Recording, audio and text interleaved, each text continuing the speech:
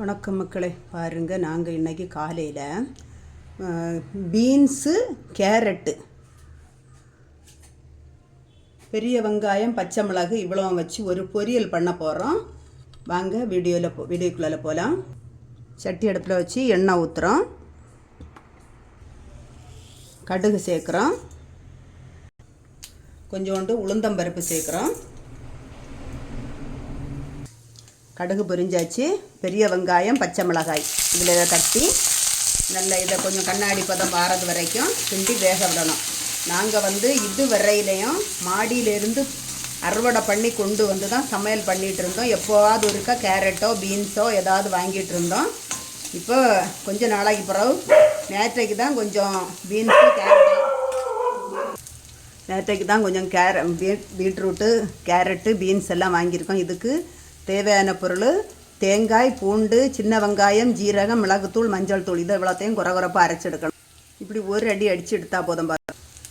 இது கொஞ்சம் கண்ணாடி பதத்துக்கு வேக தொடங்கியாச்சு. இதுக்கு கூட இந்த கேரட்டை வாரி இதில் போடணும். கேரட்டை போட்டு கொஞ்சம் வேக விட்டு எண்ணெயிலே வதக்கி கிண்டி கொஞ்சம் வெந்ததுக்கு பிறகு பீன்ஸை தட்டி வேக வைக்கணும். இனி இந்த பீன்ஸை இதில் சேர்க்கணும். சேர்த்து கொஞ்சம் கல் உப்பு சேர்த்து கிண்டி வேக விடணும்.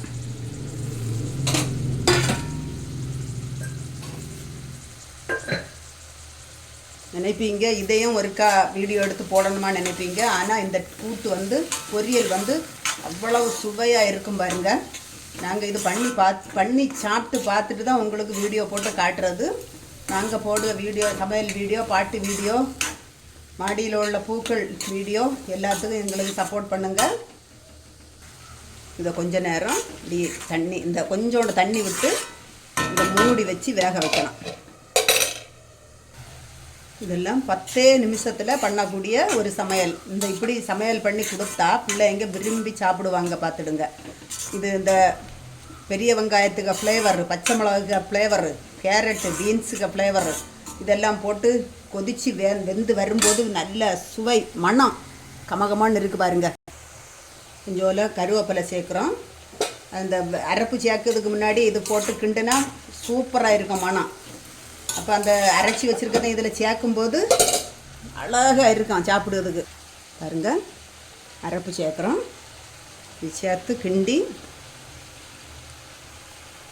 அந்த பச்சை வாசம் போன உடனே நமக்கு இறக்கி சாப்பிட வேண்டியதான். பார்த்துடுங்க. அது கலரை பார்த்தீங்களா?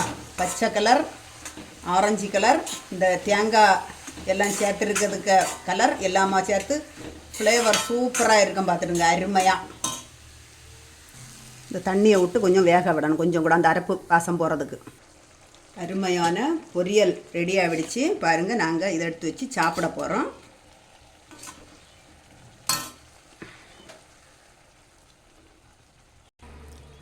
பாருங்க, சூப்பராக இருக்கும் சாப்பிடுறதுக்கு. அழகாக இருக்குது. பார்த்துருங்க சாப்பிட்றதுக்கு. இது போல் பண்ணி பார்த்து சாப்பிட்டுட்டு இது பிடிச்சிருந்தா லைக் பண்ணுங்கள், ஷேர் பண்ணுங்கள், சப்ஸ்கிரைப் பண்ணுங்கள். வணக்கம்.